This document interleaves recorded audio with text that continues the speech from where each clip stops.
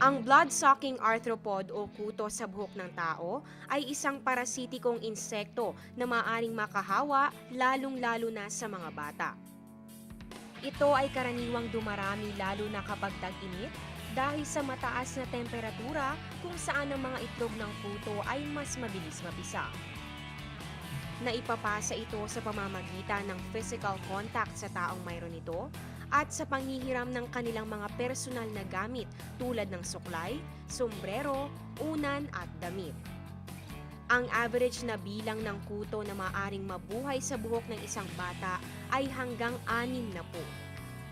Ito'y may kakayahang sumipsip ng 1.2 milliliters ng dugo at nabubuhay sa loob ng 20 araw.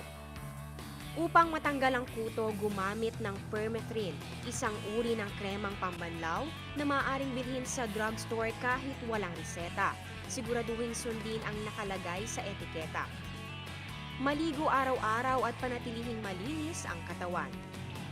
Ugaliing magsuklay at huwag manghiram ng personal na gamit ng iba.